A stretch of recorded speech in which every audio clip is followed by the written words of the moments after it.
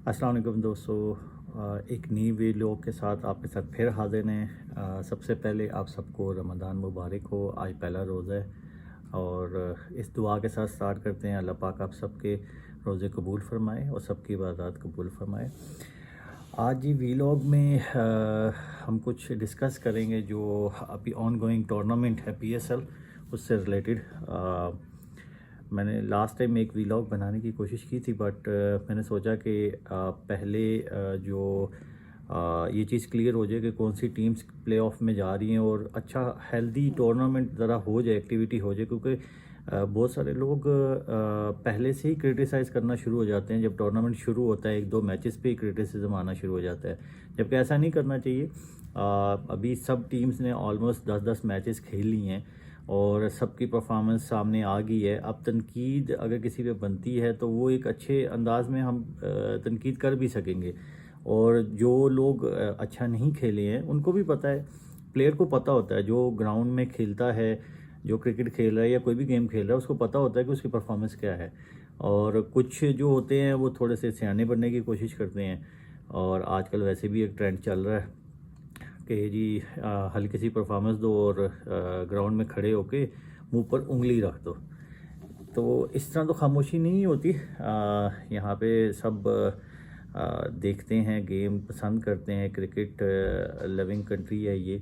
और हर किसी को पता है कि ग्राउंड में क्या हो रहा है और कैसे हो रहा है।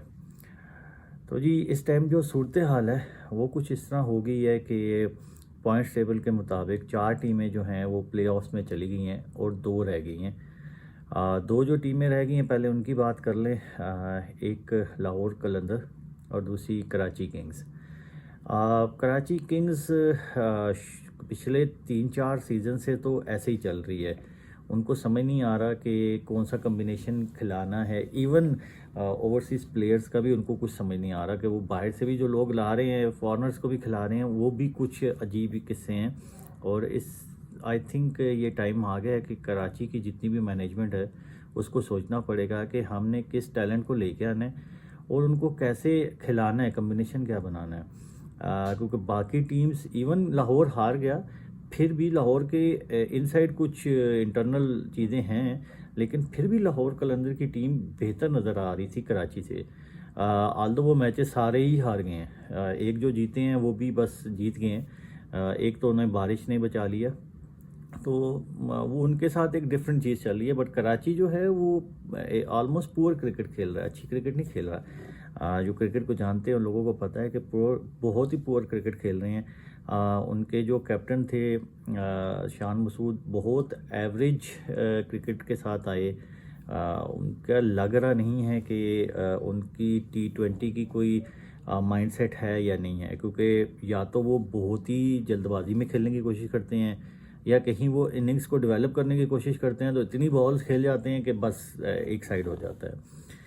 तो कराची किंग्स 4 मैचेस जीते हैं जी, 6 हारे हैं और 5th पोजीशन पे रहे हैं। जो लाहौर कलंदर है, एक मैच बस जीत के, बाकी सारे ही हार गए। बारिश वाला मैच भी आप कंसिडर करें, हार गए।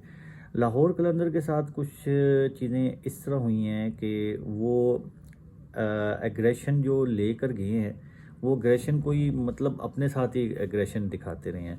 उनकी कोई सोच नहीं थी कि गेम को लेके कैसे चलना है, स्पेशली कैप्टन की। आपने 2 प्लेयर बाहर से, बल्कि 3 प्लेयर, एक उनके पास डेविड वीजे थे, वो शायद इंजर्ड हो गए पहले मैच में। बट अल्टरनेट उनके पास सिकंदर रज़ा और ब्रैथवेट थे, जो कि पूरी दुनिया मानती है कि वो हार्ड हिटर हैं, अच्छी हिट लगा लेते हैं। अगेन जी लाहौर कलंदर मैनेजमेंट, या मैं इसका कसूरवार शाहीन अफरीदी को करूँगा, क्योंकि ग्राउंड में तो उसी की डिसीजन चल रही थी। नज़र आ रहा था वाज़े कि जो वो डिसाइड कर रहे थे वही हो रहा है। क्योंकि मैनेजमेंट तो ये नहीं कह सकती बॉलर को कि उठो भाई और जाके तीसरे नंबर पे बैटिंग करने शुरू हो गए या चौथे पे खड़े हो जाओ। तो ये शाहीन साहब खुद ही पैड करते थे, खुद ही आ जाते थे। मुझे तो ऐसा लग रहा था कि शाहीन का बस नहीं चल रहा है कि वो ओपनर आके खेलना शुरू कर दे। तो शाहीन को थोड़ा सा क्रिकेट को समझना पड़ेगा। टैलेंट है, लेकिन वो टैलेंट बॉलिंग में है, बैटिंग में नहीं है। आपकी प्राइमरी जॉब जो है वो बॉलिंग है, आपने बॉलिंग करनी है। आपने पाकिस्तान को रिप्रेजेंट करना है जब, तो आपने पहले जो 4 ओवर हैं उसमें 1-2 विकेट्स लेके देनी है। आपकी ये प्राइमरी जॉब है। जो सेम जॉब वो नहीं कर पाए। और शाहीन पिछले 1 साल से अगर आप उसे देखें, उसे अगर अर्ली ऑन स्विंग नहीं मिलता तो उसके बाद वो बिल्कुल ऑर्डिनरी बॉलर हो जाता है। वो उसको समझ ही नहीं आती उसने बॉल कहाँ करनी है। जबकि जितने भी बॉलर हैं, आप एज़ कम्पेयर टू शाहीन, आप आमिर को देखें तो आमिर एकदम से अपनी लेंथ चेंज कर देता है। उसको स्लो बॉल्स का पता है, स्लो बाउंसर्स का पता है। वो थोड़ा कहीं ना कहीं माइंड उसका, क्रिकेटिंग जो है माइंड उसका वो चलता है। बट शाहीन बिल्कुल फारिग हो जाता है, इसका दिमाग कहीं काम नहीं करता। अब लास्ट मैच में देखें, बिल्कुल जीता हुआ मैच, 6 बॉलों पे 14 रन चाहिए, आखिरी बॉल पे 4 रन चाहिए। वो शाहीन साहब को समझ ही नहीं है जी। उन्होंने फिर जाके वही आओ देखा ना बहु भाग के जाके बॉल करा दी। बॉल करानी नहीं होती, वहाँ पे बॉलर खेल रहा है। अगर कोई बैट्समैन खेल रहा होता तो फिर भी हम कहते कि यार चलें कहीं ये प्रेशर में आ गया। बट ये कौन सा प्रेशर है कि एक बॉलर खेल रहा है और वो बॉलर पिछले 2-3 मैचेस से टीम का हिस्सा ही नहीं था और वो खेल रहा है, उसको आपने जाके बॉल बस करा दी। तो उसने हिट लगानी थी, उसने हिट लगा के आपको दिखा दी कि भाई आप टॉप प्लेयर नहीं हैं। फिर आपको एक चीज़ और देखनी पड़ेगी, ये शोदेबाजियाँ नहीं चलेंगी। आपने जी चौथे नंबर पे जाके बैटिंग की, 55 रन मारे, उसके बाद आप सारों को कह रहे हैं चुप हो जाओ, तो सारे तो चुप हो गए। तो फिर आपने अब क्या कर दिया? तो अब इस पर क्या किया जाए, क्या कहा जाए? तो ये सोचने का मुकाम है। आप पाकिस्तान के कैप्टन हैं। आप जो अभी करंट सिचुएशन है ना आपकी, अभी ऐसा नहीं लगता कि आप पाकिस्तान टीम का हिस्सा भी बने।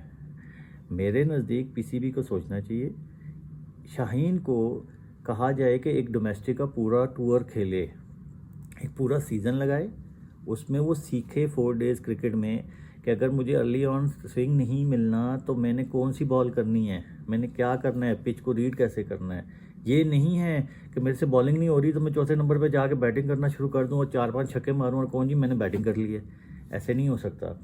ये पीसीबी को, मेरा जहाँ तक ख्याल है, पूरी सारी जितने भी खिलाड़ी हैं, 25-30 का अभी स्क्वाड अनाउंस हो जाएगा न्यूजीलैंड के खिलाफ, तो इन सारों से बैठ के बात करनी पड़ेगी। भाई आप बॉलर हो, आपने बॉलिंग करनी है, हमें आपसे बॉलिंग में विकेट्स चाहिए, रन्स कम खाने हैं। ये नहीं हो सकता कि जी आपने उनको कहना है कि जी जाओ छक्के मारो। ऐसे नहीं है। छक्कों के लिए आपको बैट्समैन रेडी करने पड़ेंगे, आपको प्रॉपर ओपनर सेट करने पड़ेंगे, फिर उसके बाद मिडल ऑर्डर आएगा, फिर लोअर मिडल ऑर्डर आएगा, जिसमें लोअर मिडल ऑर्डर में आपको ऑलराउंडर, जो आपके पास ऑलराउंडर हैं उनको सिलेक्ट करना पड़ेगा। तो ये शाहीन को थोड़ा सा सीखना पड़ेगा कि क्रिकेट है क्या है। तो ये जी लास्ट नंबर पे जो दो टीम्स आई हैं, इस पर मैंने अपने व्यूज़ दिए हैं। वीलॉग थोड़ा लंबा हो जाएगा, इसलिए मैं ये पार्ट्स में वीलॉग बनाऊंगा। और आप लोगों से गुजारिश करूंगा कि मेरी आगे सोच यही है कि थोड़ा हम क्रिकेट को प्रमोट करें। आगे वर्ल्ड कप भी आ रहा है और हम जो देख रहे हैं, जो हम नॉर्मल पब्लिक हैं, आम लोग हैं, हम अपने व्यूज़ जो देख के हमें पता चलता है क्रिकेट सीखी है, खेली है, उसके मुताबिक हम आपको बता सकें कि हमें क्या नज़र आ रहा है। और इन खिलाड़ियों को सोचना चाहिए कि पाकिस्तान को रिप्रेजेंट आगे करना है, तो इनकी सोच क्या होनी चाहिए।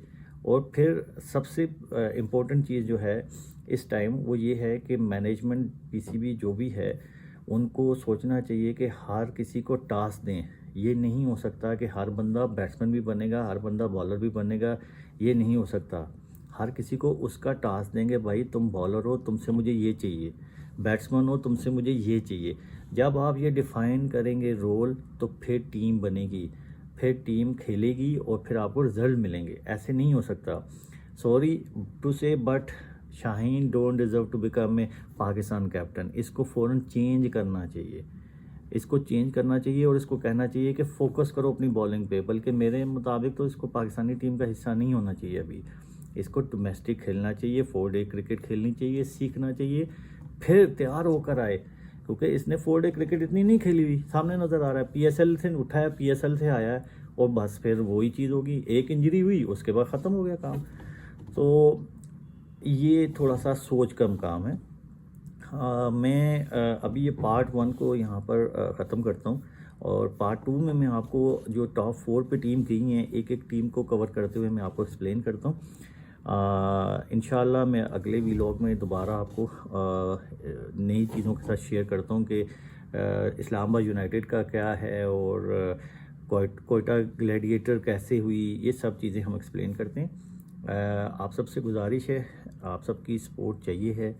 चैनल को ज़रूर लाइक किया करें, हमें सब्सक्राइब करें। इंशाल्लाह हम कोशिश करेंगे कि हम जो भी एनालिसिस लाएं वो ट्रू बेसिस पे लाएं। ऐसा नहीं है कि बस उठ के और बिला वजह बात कर दें। तो मेरी पहले ही फोकस ये था कि जब 10-10 मैचेस कंप्लीट हो जाएं फिर मैं बात करूं, फिर कोई एक कंक्रीट चीज़ होगी। ऐसे नहीं होगा कि मैं बिला वजह उठ के बात कर रहा हूँ। अभी परफॉर्मेंस जो हुई है उसकी बेस पे आपको एक्सप्लेन कर रहा हूँ। इंशाल्लाह जी पार्ट 2 में मिलते हैं, तब तक के लिए अल्लाह हाफ़िज़।